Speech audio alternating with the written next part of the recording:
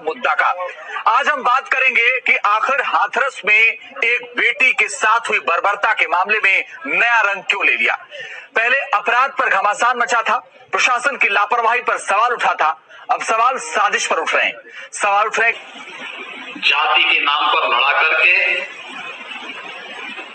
शोषण करके, भ्रष्टाचार फैला करके राहुल गांधी और प्रियंका वाड्रा को अपने बिल से निकल के आना चाहिए और बिल से आकर उनको जवाब देना चाहिए कि ये जो आपके सूर्यास है, जो आपके नेता है वहाँ के, जो पार्टी पूछती है जब जब भारतीय जनता पार्टी संकट में आती है, पीएफआई के पीछे जाकर क्यों छुप जाती है। यहाँ सक्रिय थी, दिल्ली के दंगों में सक्रिय थी या कहीं सक्रिय थी, तो आपकी इंटेलिजेंस एजेंसी क्या कर रही थी?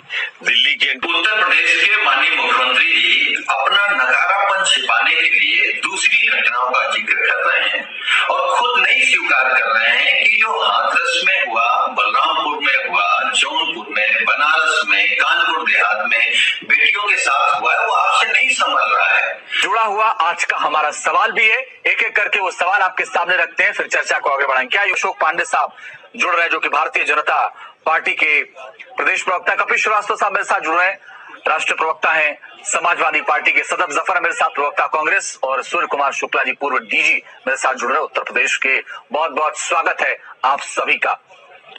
पहला सवाल कपिल जी आपसे, दंगे की साजिश कौन रच रहा था, क्योंकि आरोप आज सरकार की तरफ से सीधे सीधे विपक्ष पर लगाए गए हैं।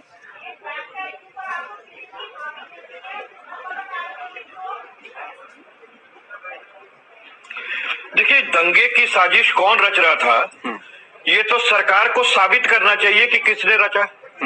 सबसे पहली चीज मैं आपको एक बात बताऊं कि सरकार से पहला प्रश्न ये होना चाहिए कि दंगे की साजिश जिस तरफ आप मोड़ रहे हैं, अगर उस तरफ देखना चाहते हैं तो आपके जिला अधिकारी महोदय ने जो अभियुक्त के पक्ष में आंदोलन हुआ एक समाज का, वो दंगे की साजिश थी कि नहीं थी, और उस पर मुकदमा इन्होंने कायम किया कि नहीं किया, क्योंकि उसका प्लेस ऑफ ऑकरेंस भी पता है, डेट ऑफ ऑकरेंस भी पता है और टाइम ऑफ ऑकरेंस भी पता है जी।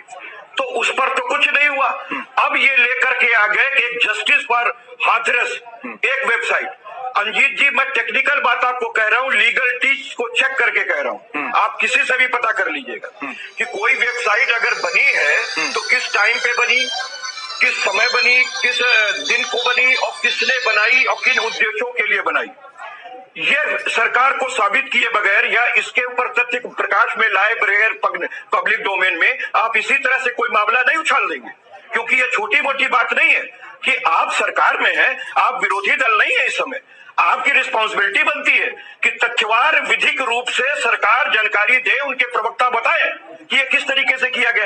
ये तो अपनी नाकामयाबी को छुपाने के लिए अंजीत जी कर रहे हैं, क्योंकि भद्द इनकी फट चुकी है ऐसी कि पूरे संसार के अंदर भारत के मुंह पे इन्होंने कालिक फूंक दिया और इनके चेहरे को ये सर्वसार भी नहीं है कि इनके जिस डीएम ने आधी रात में उस बच्ची का शव क्यों फूंक दिया।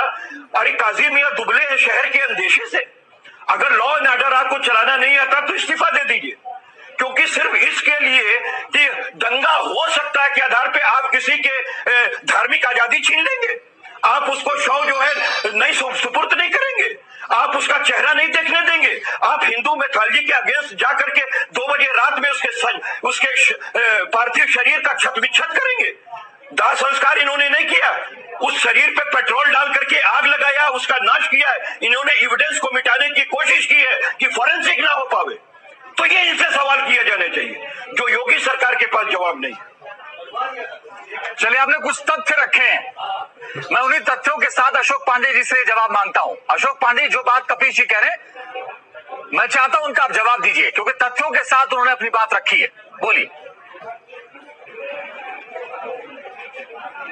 तथ्य पर उनका एक जवाब आपके पास राजस्थान नहीं जाएंगे, प्रदेश की जनता को गुमराह करना चाहिए, नहीं जाएंगे। आप प्रवक्ता हैं, तथ्यवार जानकारी दीजिए, जवाब नहीं है तो बोल दीजिए जरूर लगाएंगे।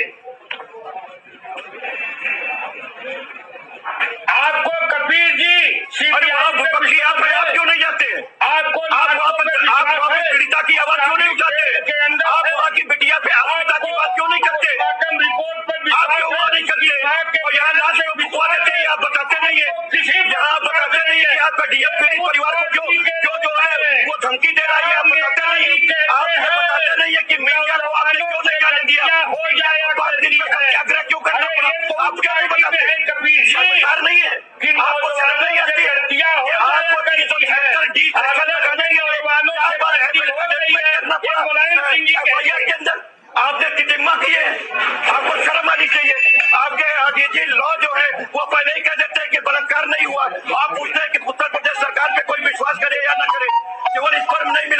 बलात्कार नहीं होगा? उत्तर प्रदेश में जांच एजेंसियों ने बताया तो PFI के 4 लोग गिरफ्तार हैं। नहीं मिलेगी और ना वो जुआ फाइल होगा। आप पूरे तरीके से जवाब नहीं दे पा रहे हैं। आप सरकार भी नहीं है, 50 करोड़ आया है, बिटिया की आप खेल रहे हैं। आप हिंदुत्ववादी पार्टी का हिंदू मैथोलॉजी के अगेंस्ट काम किया है। आपको संसार होना चाहिए, आपको चुनियों बर्बादी और देखना चाहिए कितनी गहराई में आप जाके डूब रहे हैं। उसे गेस्ट हाउस में बारी भी नहीं है। ये लोग बात करेंगे समाजवादी पार्टी के लोग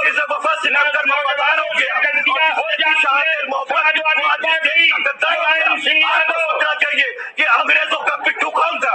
अंग्रेजों की पिट्ठुओं की आवश्यकता इस देश में नहीं है। अशोक पांडे साहब, ओके ठीक है। अशोक पांडे साहब, अकबर की भी तो बात हो रही है। अशोक पांडे साहब, ओके कपिल जी एक मिनट रुक जाइए, कपिल जी एक मिनट रुक जाइए। आप अब आपने तथ्यों के साथ बात रखी, मैं पूछता हूँ रुकिए ना उनसे।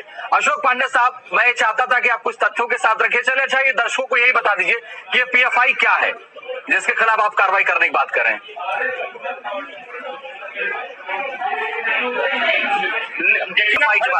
गिरफ्तार हुआ अशोक पांडे साहब, इसका क्या है फुल फॉर्म? प्रदेश में योगी जी की बहुत सरकार लोग जानना चाहते हैं। बदनाम करने का खूब प्रयास कर रहे हैं।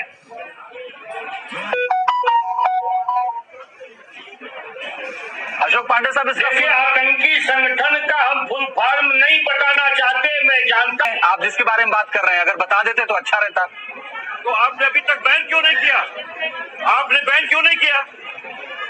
नहीं, निश्चित तौर पे मालूम है, लेकिन मैं नहीं चाहता कि किसी बिहार में अच्छा, मतलब PFI का नाम आपको पता है, आप फुल फॉर्म नहीं बताएंगे ना जिसके खिलाफ कार्रवाई आप कर रहे हैं।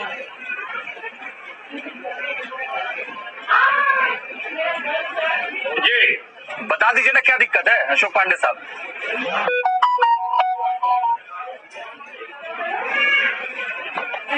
देखिए, आपको बता दें कि निश्चित तौर पे मैं इस तरह के आतंकी संगठनों का नाम नहीं लेना। लोगों को लगेगा आपको पता ही नहीं, बाद में पूरी जानकारी लेके आए हैं। ये संलिप्त पाए गए हैं 4 लोग। भारतीय जनता पार्टी जैसी बड़ी पार्टी के प्रवक्ता, लोगों को लगेगा आधी भी जानकारी आप लेके आए। बता दीजिए क्या दिक्कत है।